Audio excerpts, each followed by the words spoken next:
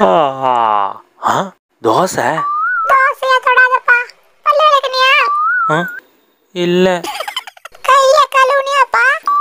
இல்லை. தட்டை உடுப்பா. எது கேட்டாலும் இல்ல இல்ல.